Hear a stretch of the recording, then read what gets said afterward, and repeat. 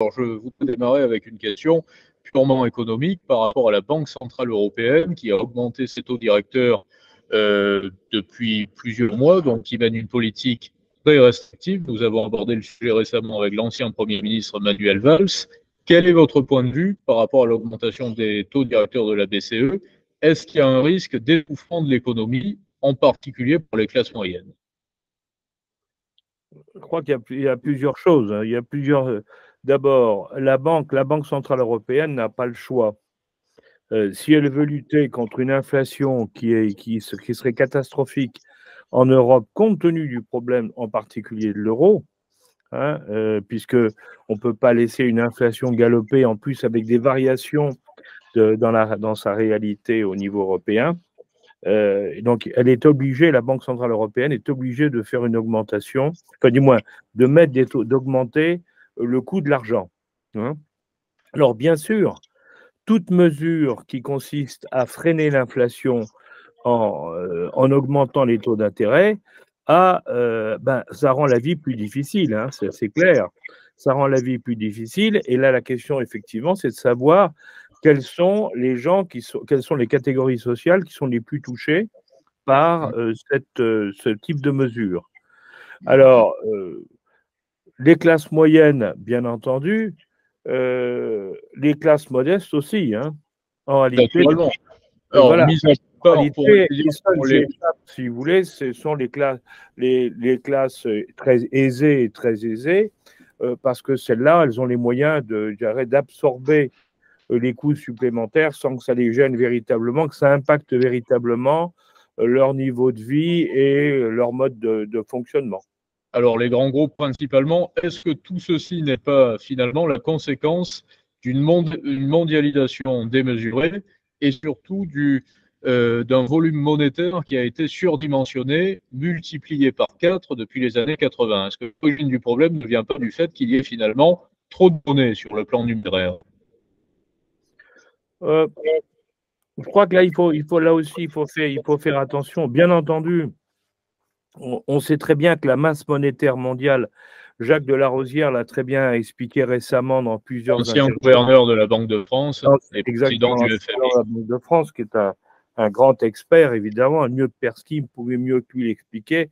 Il a expliqué récemment, effectivement, que le système mondial était devenu un système qui était géré essentiellement par les financiers et qu'à partir de là, il y avait eu des dérives indiscutables et que bien sûr, maintenant, on en payait le contre-coup, je dirais. Hein.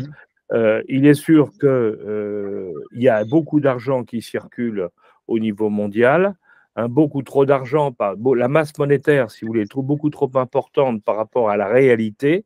Hein. Ceci venant beaucoup, et c'est pour ça que les banques posent un problème, ceci venant beaucoup de ce qu'on appelle les produits dérivés, c'est-à-dire de ces actions qui sont faites, des opérations qui sont faites au niveau bancaire, mais qui reposent en réalité sur uniquement des appréciations financières et pas sur une réalité matérielle. Donc, c'est-à-dire sur de la création de valeur à partir de valeur, mais pas à partir de richesse. C'est ça. Alors, est-ce qu'il ne va pas y avoir un risque également de dévaluation des monnaies qui font partie du système de Bretton Woods, en quelque sorte, des monnaies comme l'euro, le dollar, qui est la monnaie de réserve principale jusqu'à présent, qui occupait la place en tout cas de première monnaie de réserve mondiale, avec une nouvelle apparition de monnaie de réserve vers des pays qui sont plutôt au Moyen-Orient, en Asie, qui détiennent des terres rares, des métaux lourds pour faire des batteries, des terres rares pour fabriquer des smartphones, de l'énergie également, avec les pays du BRICS. On a appris très récemment que l'Arabie Saoudite commençait justement à vendre son pétrole avec d'autres monnaies que le dollar, ce qui est une première, et ce qui met fin, par exemple, à on va dire, la militarisation du droit par les Américains avec l'extraterritorialité et la militarisation également du système monétaire, puisqu'il y avait un échange de bons et loyaux services entre les pays du Moyen-Orient et les pays européens et les États-Unis. C'était un échange en quelque sorte de paix et de monnaie et de valeur. On leur vendait la paix et en échange, ils nous vendaient leur énergie. C'est un peu l'équilibre du système financier. Oui, si l'on veut. Mais je crois que le fond du problème, si vous voulez, c'est, je pense, hein, que le fond du problème actuel, c'est le fait que, en définitive, après la Deuxième Guerre mondiale, les choses étaient claires, en définitive. Nous avions un système qui avait gagné la guerre, hein, les Occidentaux, qui avaient gagné la guerre. Chez les Occidentaux, un pays qui était de loin le plus fort, qui était les États-Unis, et qui, à la fin de la guerre, a imposé le dollar comme monnaie de référence au niveau mondial. Bon. Et tout le monde était obligé de passer par le dollar, puisque toutes les transactions se faisaient en dollars.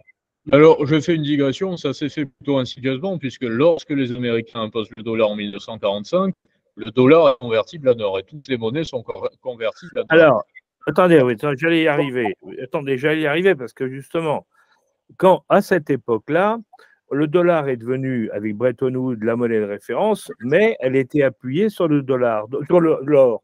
Donc, il y avait une valeur reconnue mondialement qui était la valeur de base. Et le dollar, il était là-dessus. Donc, qu'est-ce qui s'est passé? Et c'est à l'époque où le général de Gaulle, d'ailleurs, était président de la République française. C'est que les Américains ont dit on va abandonner la référence à l'étalon or, alors le dollar sera la monnaie en tant que telle. Si vous voulez, il n'y a plus besoin de garantir sur quoi que ce soit, c'est le dollar qui est la monnaie. Ce que les Français à l'époque de Gaulle ont refusé en disant non, on veut l'étalon or. À l'époque, le président de la Banque de France, c'était Jacques Rueff, qui avait dit il faut qu'on garde l'étalon or, parce que sinon, ça autorise toutes les dérives. Et en réalité, on voit bien maintenant que c'est ça qui est en train d'arriver, si vous voulez. C'est-à-dire que qu'est-ce qui s'est passé? Les Américains se sont mis à tirer sur le dollar, si vous voulez. Il n'y avait aucune limitation.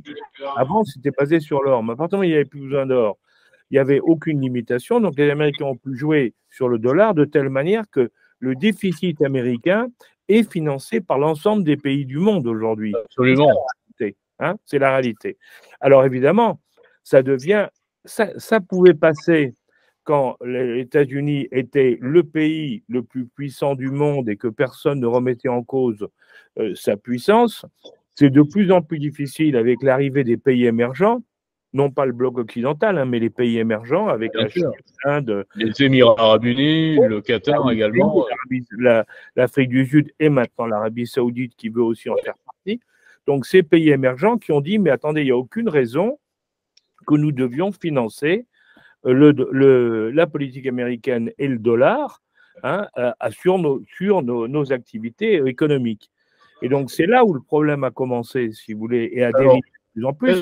Les Américains, juste un point simplement pour préciser, les Américains à ce moment-là, en plus, ont ajouté un deuxième élément pour eux, parce que ça rentrait, le dollar rentre dans leur politique mondiale, bien entendu. Ils se servent du dollar dans le cadre de leurs relations internationales.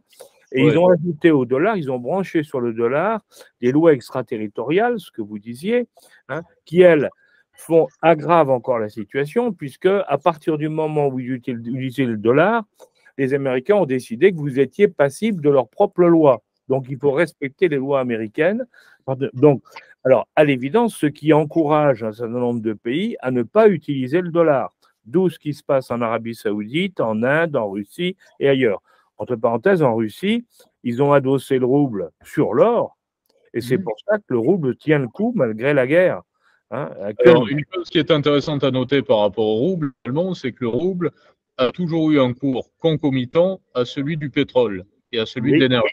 Ce qui montre bien que le rouble est une monnaie d'énergie et que la Russie est une nation, une puissance pauvre, comme on dit, puisque c'est 1600 milliards de produits intérieurs bruts, ce qui est plutôt faible par rapport aux 26 000 milliards américains ou aux 16 000 chinois, mais robuste puisqu'elle est basée sur de l'énergie et pas sur de la finance. Alors, par rapport à ce nouveau système monétaire qui est en train de se former donc du côté du Moyen-Orient et de l'Asie, est-ce que vous pensez, donc sur ce qu'on peut imaginer, ce que laisse présager la situation, que c'est un système qui va ressembler pleinement au système de Bretton Woods, du Fonds monétaire international, donc au départ avec un étalon comme unité de mesure, ou pas forcément? Est-ce qu'il pourrait y avoir un étalon qui ressemble à celui de l'or, mais qui ne serait pas l'or, mais qui serait la conjonction de la capacité d'exportation d'énergie, de la détention d'or et de la capacité de l'appareil productif, par exemple? Oui. Non, alors, on peut pas. C'est très difficile aujourd'hui de savoir. Ce qui est sûr, c'est que le choix des Russes de dire on prend depuis plusieurs années, ils ont préparé leur coup depuis plusieurs années, en disant on va adosser le rouble sur l'or, c'est un choix qui semble au moins pour partie intéresser les Chinois, puisque les Chinois aussi achètent de l'or, hein. Donc, Oui. il y a, est-ce que effectivement ces pays, puisqu'ils veulent aller pour la création d'une monnaie commune de ces pays-là, ou du moins ils veulent faciliter les échanges en dehors du dollar. Une monnaie de réserve, en tout cas. Oui, Pas voilà. une monnaie d'usage, mais une monnaie de réserve. Une monnaie de réserve, exactement. Et vous avez vu qu'ils viennent de créer leur banque. Il y a une banque des pays des BRICS, hein, qui vient de Oui. se faire, dont Dilma Rousseff, l'ancienne présidente du Brésil, vient d'être nommée présidente.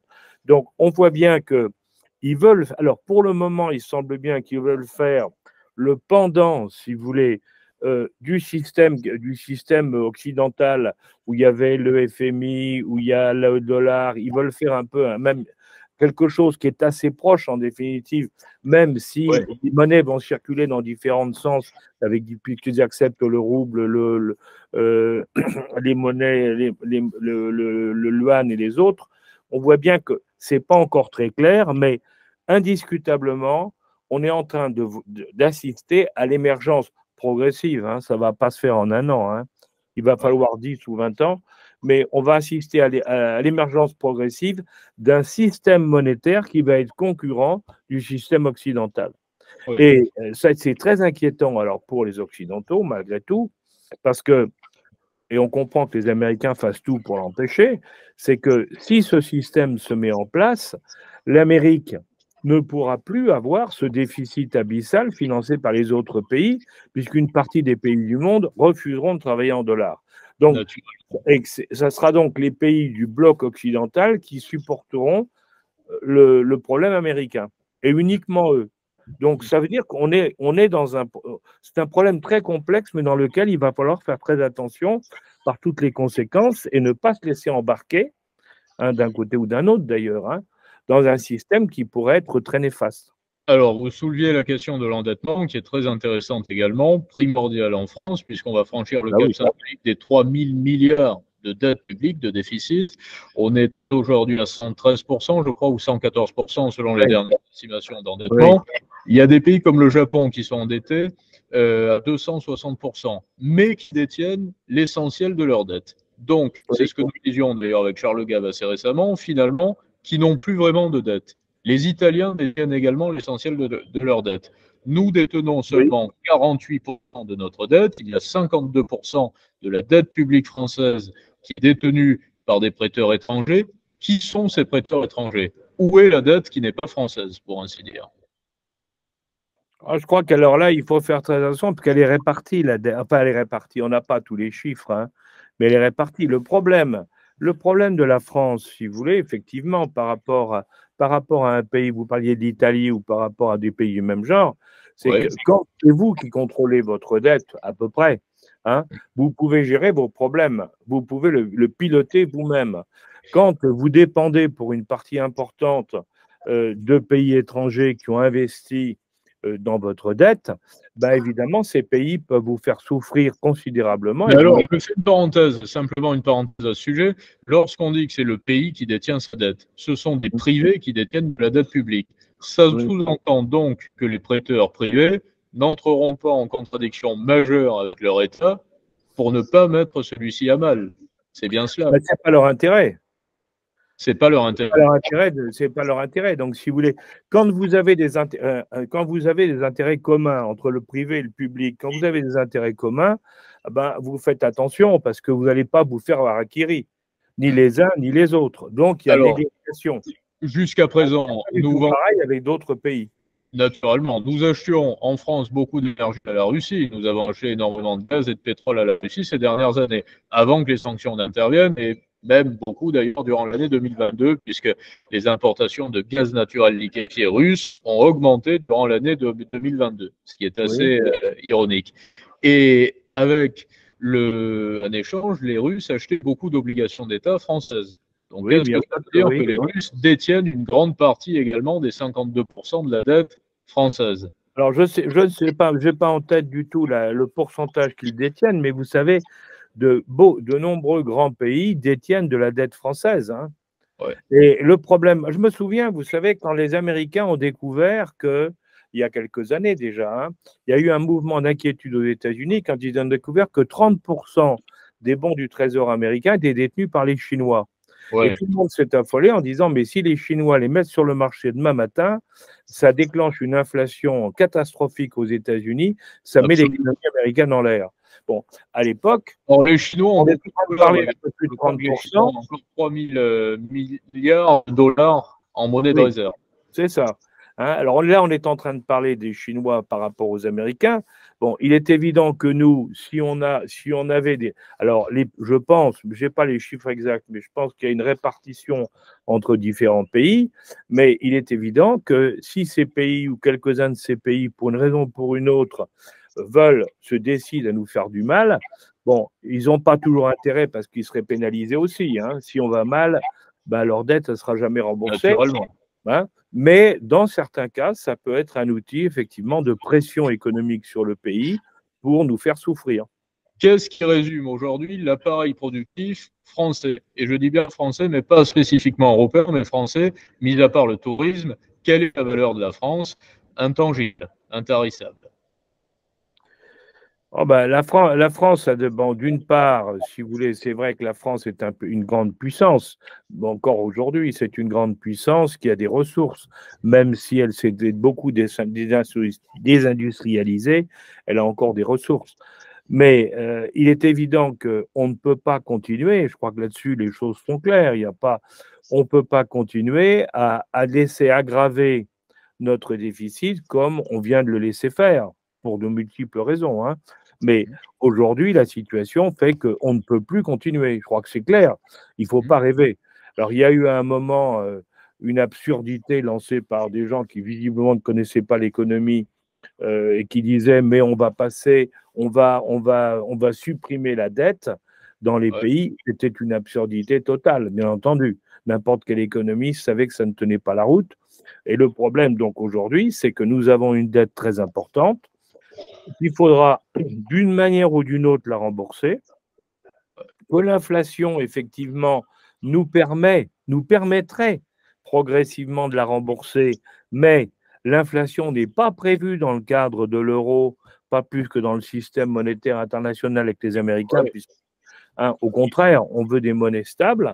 Donc, ça veut dire que nous, on est dans une situation effectivement très délicate et indiscutablement, qu'on le veuille ou qu'on ne le veuille pas, il va falloir prendre un certain nombre de mesures, en Quel est particulier votre, des mesures quel est d'économie. votre point de vue par rapport, vous parliez de monnaie stable, par rapport au Danemark, par exemple, qui a un taux de change fixe? Pardon? Par rapport au Danemark, un pays comme le Danemark, qui est régi par un taux de change fixe. Oui, ben oui, mais eh bien, si vous voulez, le problème français, en définitive, il n'est pas d'aujourd'hui. Si vous voulez. Je crois qu'il faut aussi voir les choses comme elles sont. La France est un pays qui, depuis la Deuxième Guerre mondiale, est un pays qui avait su vivre sur l'inflation. C'est-à-dire que les fameuses 30 glorieuses dont tout le monde parle, si vous vous en souvenez, les Bien 30 sûr. glorieuses, c'est une époque, hein, c'est une époque dans laquelle on avait une inflation et régulièrement, au bout de quelques années, on faisait une dévaluation, c'était ce qu'on appelle des dévaluations compétitives, Ouais. hein, et on reconnaissait l'inflation, mais ça nous permettait un développement, si vous voulez, en définitive, qui marchait très bien. Et quand je dis ça, c'était valable pour les Français, les Espagnols, les Italiens, les Mais pays parce que chaque d'Europe. État avait la main sur sa monnaie. C'est la grande particularité de l'euro, c'est qu'on a une monnaie, mais on a Alors, 27 ou 28 politiques économiques. voilà. Oui, mais attendez. Nous, on avait cette politique en sud de l'Europe. Les pays du sud de l'Europe avaient cette politique-là. Quand on a fait les accords pour créer l'euro, on s'est mis d'accord sur prendre une méthode qui n'était pas la nôtre, qui était la méthode allemande, qui était de dire c'est stable, il n'y a pas d'inflation, on contrôle tout. Et depuis ce moment-là, on a beaucoup de mal. Si vous regardez, on a beaucoup de mal parce que nous sommes dans une logique culturelle, hein, une logique économique qui fait que nous sommes des gens qui dépensons plus que ce que nous gagnons et donc par l'inflation, on arrive à effacer ça d'une certaine manière. C'est un peu paradoxal ce que je vous dis, mais c'est ça. Hein. Comme on ne peut plus, alors du coup, on a un déficit qui s'accroît sans arrêt. est-ce qu'il faut s'attendre à des faillites d'organismes bancaires français, suisses également, à la chaîne, qui induirait justement un effacement de ce surplus monétaire que nous évoquions précédemment? Non, si vous voulez, je pense que de toute manière, il va falloir à un moment, nous sommes en train d'arriver à la limite du supportable, si vous voulez, dans le cadre européen. Hein. Nos dettes, comme vous l'avez rappelé, notre dette, comme celle de l'Italie, comme celle de plusieurs pays, elles sont trop importantes par rapport à celles du reste. Et d'ailleurs, la Banque européenne, la Banque européenne a dit encore récemment, attention, il faut mieux contrôler vos dépenses. Mais même chez nous, on le dit, hein, la Cour des comptes le dit aussi. Hein. Attention, contrôlez vos dépenses, le déficit devient trop important. À partir du moment, à un moment donné, eh ben, il va y avoir au niveau européen forcément un coup d'arrêt, hein, et on va nous dire c'est fini.